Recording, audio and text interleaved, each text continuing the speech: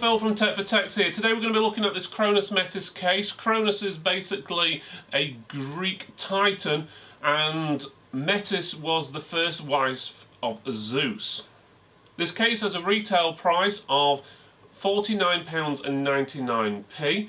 As you can see, it is RGB, but it's RGB on the button, so there's no controller to connect up to the motherboard or anything else, so it's basically RGB out of the box, but no extra. So what you see is what you get. There is a button where you can change the effects between green, blue, red and so forth, but otherwise it has got a side panel. It is glass. The front is also I'd say that's more like plastic than glass, but we'll have a closer look at that in a few minutes. Okay, let's start off and have a look at some of the RGB effects on here. Basics is once you've got it connected up, the RGB is pretty straightforward. It doesn't connect to the motherboard, it is solely controlled through the case itself. You can't connect up other RGB devices to the controller either. So basics is the RGB effects as it is on the front is what you've got. If you do add other RGB things in, then they're going to have to be controlled by a motherboard or another controller, which may not sync up properly. But the basics is you've got a button on top, and you can change between all the different effects, which are not too bad actually. They remind me of the Thermaltake ring fans, so they've got quite a nice effect on there. And again, for the price of the case, you can't complain too much. I'm going to say this is a £50 case with built-in RGB, and as you can see, you've got quite a few different options on there as well. So I'm just going through them pretty quickly. So you can have it on a set colour basically. So if you want your case to be pink or purple or whatever, you can. Or you can have these nice effects where the colours rotate or spin round, which makes a change from some cases which do come with RGB, and they usually have about 7 options on them, and when they do have just 7 options, it usually means it's just going to be set colours and maybe it rotates between 2 colours. But this does actually have quite a few on here. As you can see, I've gone through quite a few up to now, and we've yet to get the same ones back on yet. So I think that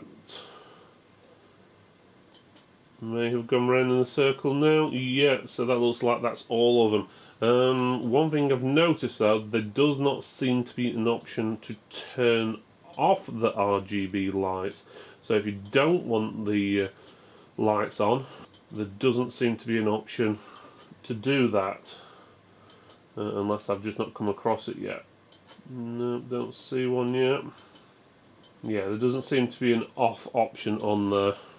Unless there's that many different options, I've not come across it yet. But okay, if you want to turn the RGB off, you have to hold the RGB button down for around about 5 seconds and let go, and the lights do turn off. And then you want to turn them back on, just press the RGB button again, it comes back on. So hold it down for about 5 seconds and then let go, and the lights will go off. So you do have the option of turning it off, so that's pretty nice. Let's have a look at the rest of the case. Let's do it while we've got some of the RGB lights on, so you can see it light up and what it does. Okay, this side comes off pretty easily. It is glass, so tempered glass. You've got 3 thumb screws, and there you go, there's me dropping one, and they just spin off. When you do get it, there is a plastic film on this side and one across the front as well to protect the glass. Taken that off so you could just see what it looks like, but there is also another plastic film on the inside of the tempered glass as well to help protect that, so you probably want to take that off before you get the machine up and running. There we go, and that's the glass, and you can hear it is glass. The front is Perspex, so this bit here, it looks like glass in all honesty, but it is actually Perspex. Okay. Inside the machine, it does come with all your screws and stuff like that, so you've got everything you need there. Should be fine. Just a quick run round the outside. Obviously, as you know, you've got your RGB lights on the front with Perspex. There is no air vents there. It's relying on getting the air vents from the bottom and sort of sucking it up in from the top and back. So possibly not the best airflow in the world. Would have been nice to have a slight gap down the edges there, so the fans could actually intake a lot more air, because you've got 3 fans there and they're not doing a huge amount. On the top of the case you do have vents there. It does come with a mesh top. You've got room for putting 2 fans in there, or a 240mm radiator. The fans would be 120mm fans. It does come with a USB 3.0 socket and 2 USB 2 sockets, headphone microphone. You've also got your power and load lights there as well. That one is usually the reset button, but on this case it's been set up as RGB, and then you've got a power button there. On the back of the case, excuse the cable, and I've got set up to get the RGB lights working. Obviously your power supply goes there, you've got your I/O shield will go there where your motherboard will be. You've got room for a 120mm fan there as well. You may get a small radiator just about on there, but it will be a bit tight. And then obviously you've got all your PC Express slots down here, which does have a little screw to take the cover off there.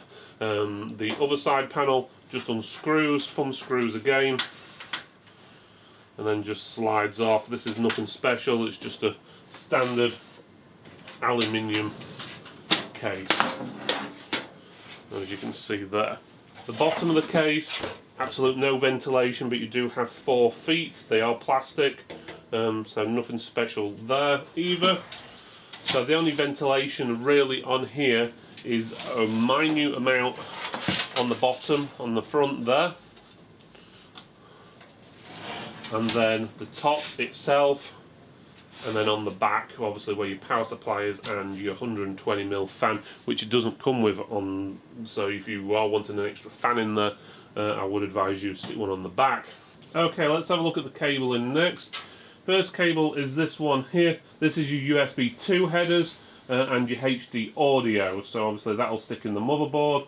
There does seem to be plenty of room to cable it around the back and then in the front, so that should be enough room. I would have liked to cut out slightly further down, because if you've got anything more than a micro board, it is going to cover these cutouts here up. And also it would have been nice to have a hole at the top here, so you could feed the cables from the top panel straight out the back rather than running them across a bit, because obviously that's where your power supply cables are going to be going through as well. You've also got your USB 3 cable as well. That's got a nice bit of length on it, so you should be able to route that however you wish. On top of that you've also got your, looks like your power LED cable as well, and your power switch, and I'm guessing that's your hard drive there, yeah, LED. So you've got those there as well. Again, plenty of room for your cable management going out of the back, and because of the aluminium side has got a slight dome effect to it, it allows you to put a lot of the cable in this area here, so it's easy to cable with. Don't get me wrong, could do a little bit more room, but for a micro case it's not too bad. Other cables inside here, you've got the power / RGB cables. Now this is a little bit different than we normally see, to be honest, but the basics is you've got a Molex connection for each of the fans, and then this little white adapter. If that white adapter's not there, the RGB lights don't work. The fans will, but the RGB lights don't.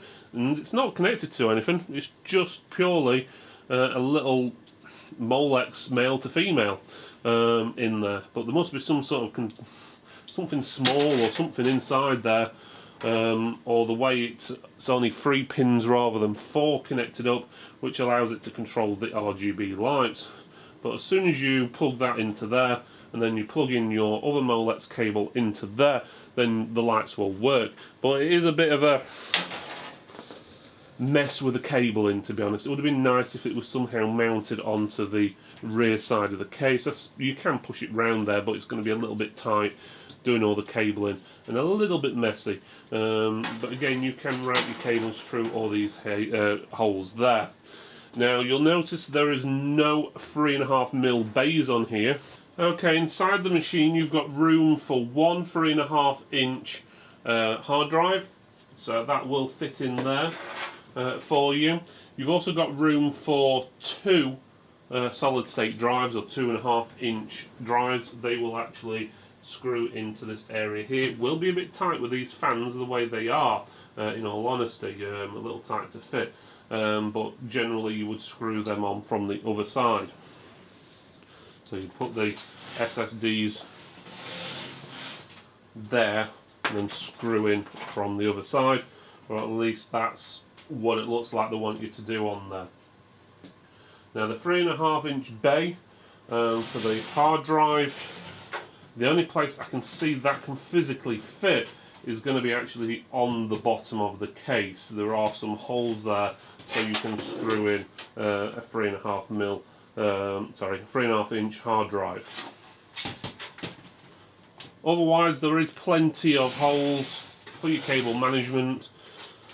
They're smooth enough, don't get me wrong, there's no rubber coating or anything on it like that, but again, you're not going to get that for that sort of price. But saying that, there are holes plenty, but it would have been nice for one up here, so you could take the cables from the controller straight through rather than having to go through the hole where your cables from your power supply are going to be routed. And it would have also been nice to have a cutout a little bit further down here to thread through your cables from the control panel, like your USB, USB 3, audio headers, as well as all your other headers for your start, reset and so forth buttons.